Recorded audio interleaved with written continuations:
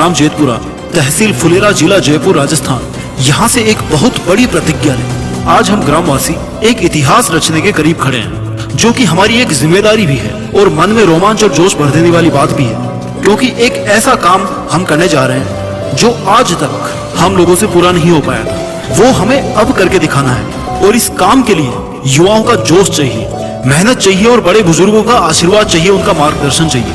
हमें अपने ग्राम जेतपुरा में गौशाला का निर्माण करवाना है। हिंदुस्तानी सभ्यता में गाय को और धरती को माँ के बराबर माना गया है। धरती मतलब जमीन, हम जमीन को भी माँ मानते हैं और गाय को भी माँ मानते हैं। जमीन हर कोई रखना चाहता है, लेकिन गाय जब दूध देना बंद कर देती है तो हम उसके गले से रस्सी निकालकर उसको ऐसे छोड़ देते हैं जैसे मानो हमने गाय को आजादी दे दी हो। हम उस वक्त ये भूल जाते हैं कि जिसको आजादी समझकर हम गाय के गले से जो फंदा निकाल रहे हैं, उसके गले के फंदे की रस्सी को खोलकर जब हम उसको अपने घर से बाहर भगाते हैं तो हम ये भूल जाते हैं कि ये गाय अब कहाँ जाएगी। जब तक हमने उस गाय का दूध पिया तब तक हमने उसको अच्छे से खिलाया, पिलाया, नहलाया, लेकिन जैसे ही उसके दूध से दिन टले हमने अपना असली रूप दिखा दिया और उसको हमारे घर से बाहर भगा दिया, हमारे गांव से बाहर भगा दिया। कभी आप अपने खेतों के साथ करते हो? ऐसा नहीं करते ना।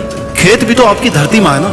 आप अपने खेतों को फ्री में क्यों नहीं देते किसी को कि भाई अब तो बारिश नहीं होती, अब तो इतनी फसल नहीं होती है, तो क्या करते हैं? खेत को दे देते हैं किसी को। क्या करेंगे खेत रख के?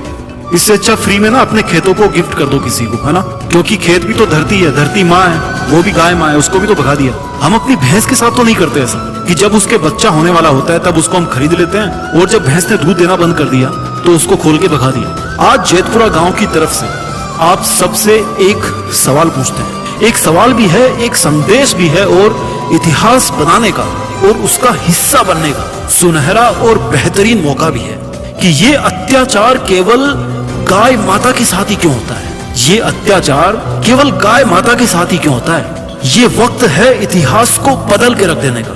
ये वक्त है कुछ ऐसा करने का जिससे हमारे गांव के ही नहीं, हमारे जिले के ही नहीं, बल्कि हमारे देश के लोगों के सामने, इस पूरी धरती के लोगों के सामने एक उदाहरण पेश करें हम और सबको ये साबित करके दिखाएं कि माता क्या होती है, माता की इज्जत क्या होती है। जहां तक भारतीय सभ्यता पे, भारतीय संस्कृति पे भरोसा है ना, तो उसमें तो कहीं पे भी ऐसा नहीं लिखा हुआ है कि आप गौ माता के साथ ऐसा अत्याचार करो कि जब हमारे खेत में गाय आए तो पड़ोसी के खेत में कुदा दो, पड़ोसी अपने पड़ोस के खेत में गाय को कुदा दे। और गाय जिसको माता कह के हम केवल एक औपचारिकता निभाते हैं। पूर्णिमा का व्रत हुआ तो गाय को रोटी खिला दी चीनी डाल के, हो गई औपचारिकता।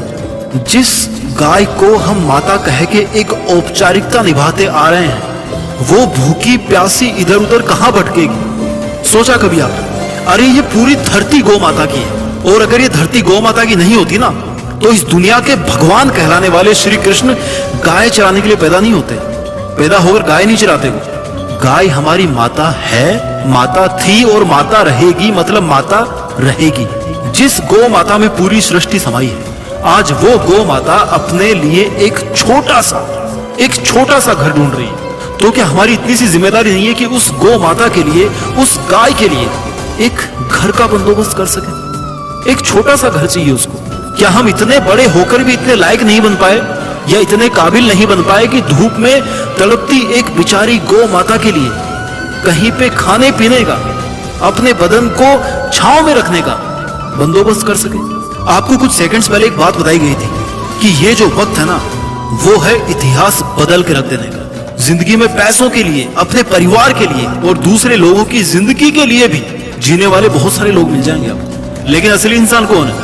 असली इंसान वही कहलाएगा जो इस विधाता के द्वारा बनाए गए हर एक जीव से प्यार करेगा, हर एक जीव में उस विधाता को देखेगा। हमारे गांव जेतपुरा में जगह का कोई अभाव नहीं। हमारे गांव जेतपुरा में युवाओं की, यूथ की संख्या बहुत है। इतनी संख्या है कि हम चाहे तो गौशाला निर्माण के लिए नहीं, बल्कि कई दूसरे फील्ड्स के अंदर भी कई गांवों को, कई शहरों को पीछे छोड़ सकते हैं। हमारे गांव में अनुभवी लोगों की और वरिष्ठ लोगों की भी कोई कमी नहीं है। एक से बढ़कर एक लोग अपनी अपनी जिंदगी में बेहतरीन प्रदर्शन करते हुए मिल जाएंगे। हमारे गांव में मार्गदर्शन करने वाले लोगों की भी कोई कमी नहीं है और धन की भी कोई कमी नहीं है। हमें अगर किसी चीज की जरूरत है तो वो है एक होने की। अगर हमें किसी चीज की जरूरत है तो वो है एक होने की। अनेकता में एकता। हर इंसान का फाइनेंशियल लेवल एक नहीं होता, हो भी नहीं सकता। सबका ऊपर नीचे होता है, किसी के पास पैसे कम है, किसी के पास ज्यादा है। लेकिन हम सबका हौसला, हम सबकी हिम्मत एक लेवल पे हो सकती है। हम सबका दृष्टिकोण एक लेवल पे हो सकता है। हम सब कंधे से कंधा मिलाकर चल सकते हैं। हमारे गांव में इतने परिवार हैं कि अगर एक परिवार से एक सदस्य भी तन मन और धन से गौशाला निर्माण के लिए और इस गांव के भविष्य के लिए अगर थोड़ा सा भी समय निकाले, थोड़ा सा भी धन निकाले और थोड़ा सा भी पसीना निकाले, तो श्री लखोटे बालाजी जेतपुरा की कृपा से ना ऐसा कोई काम नहीं बचेगा जिसको कुछ दिनों के अंदर हम अचीव नहीं कर पाएंगे। सब कुछ कर सकते हैं। फिलहाल हमें क्या करना है, 13 अप्रैल 2022 इस तारीख को 13 अप्रैल 2022 को श्री लखोटे बालाजी के पास एक बहुत ही तगड़ी भजन संध्या का आयोजन होने जा रहा है। आपने सुना भी होगा, इधर उधर से कहीं आपको व्हाट्सएप पे भी मिल गया होगा, कार्ड भी मिल गए होंगे आपको। और ये ऐसी भजन संध्या है ना जो आज तक गौ माता के नाम पर जयपुर जिले में कभी नहीं हुई है। जी हाँ, जयपुर जिले में पहली बार ऐसा कार्यक्रम होने जा रहा है। और वो पहली बार क्यों होने जा रहा है, क्योंकि श्री ओम जी मुंडेल जो कि एक बहुत बड़े गौ भक्त हैं और एक बहुत अच्छे संगीत कलाकार भी हैं, अपने भजनों से हर किसी को मंत्र मुग्ध कर देते हैं, अपनी वाणी से हर किसी को मंत्र मुग्ध कर देते हैं। वो डॉक्टर ओम जी मुंडेल पहली बार जयपुर जिले में ऐसा कोई प्रोग्राम करने के लिए आ रहे हैं। और ये हमारा सौभाग्य है कि वो हमारे गांव में आ रहे हैं, जेतपुरा के श्री लखोटे बालाजी के पास आ रहे हैं। बताओ और क्या चाहिए। और ये इतने बड़े कलाकार हैं, लेकिन फिर भी इनके भजनों को लाइव अपनी आंखों से और कानों से सुनने का कोई पैसा नहीं लगने वाला, कोई टिकट का सिस्टम नहीं है। और एक भजन नहीं, 2 भजन नहीं, 5 भजन नहीं, पूरी रात भर इनके भजन सुनो आप। सीधा श्री लखोटे बालाजी जेतपुरा पर आप 13 अप्रैल की शाम को पधार जाइए और पूरी रात इनके भजनों का आनंद लो। वहां पर आपको बढ़िया बैठने की व्यवस्था मिलेगी, बढ़िया श्री बालाजी के दर्शन करना, बढ़िया पार्किंग की व्यवस्था रहेगी, बढ़िया मैनेजमेंट रहेगा। और आपके लिए इतना सब करने के लिए कई कार्यकर्ता बहुत दिनों से दिन रात एक करके इस कार्यक्रम को कैसे सफल बनाया जाए इसकी प्लानिंग कर रहे हैं, इसका प्रचार प्रसार कर रहे हैं। रात को 3-3, 4-4 बजे तक वो जग करके इधर उधर गांव में पोस्टर चिपका रहे हैं, प्लानिंग कर रहे हैं ताकि 13 अप्रैल की जो ये शाम है, जो ये ऐतिहासिक कार्यक्रम होने जा रहा है, उसको कैसे उत्तम से उत्तम बनाया जा सके। और ये इतना सब कुछ क्यों हो रहा है, केवल और केवल एक आपकी उपस्थिति के लिए। इस कार्यक्रम में किसी भी गांव का, किसी भी संप्रदाय का बुजुर्ग, माताएं, बहनें, सब लोग आ सकते हैं। आप अपने रिश्तेदारों को फोन कर करके बताओ, आसपास के गांव में बताओ, ढाणियों में बताओ, उनके पास इस मैसेज को व्हाट्सएप कीजिए और बताइए कि 13 अप्रैल को जेतपुरा चलना है, जेतपुरा के श्री लखोटे बालाजी पर चलना है। वहां पे एक बहुत बड़ा प्रोग्राम होने जा रहा है, उसमें सबको हाजिरी देनी है और गौ माता के वंश को बचाना है, सौगंध खानी है। एक बहुत बड़ा कुंभ होने जा रहा है, समझ लो।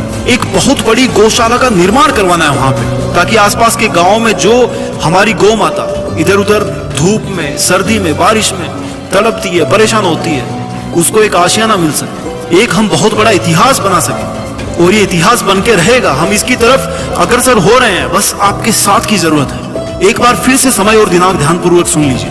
दिनांक 13 अप्रैल 2022, समय शाम के 7 बजे, स्थान श्री लखोटे बालाजी, ग्राम जेतपुरा, तहसील फुलेरा, जिला जयपुर, राजस्थान। और यहाँ पर पहुंच रहे हैं प्रसिद्ध गायक कलाकार डॉक्टर ओम जी मुंडेल और मुकेश जी वैष्णव गौटन, जिनकी सुरीली आवाज और गौ भक्ति पूरे भारत में प्रसिद्ध है। तो पधारिए आप इस कार्यक्रम में जरूर और जन चेतना लाइए, एक इतिहास रचा दीजिए। जय हिंद, जय गौ माता, जय श्री लखोटे बालाजी।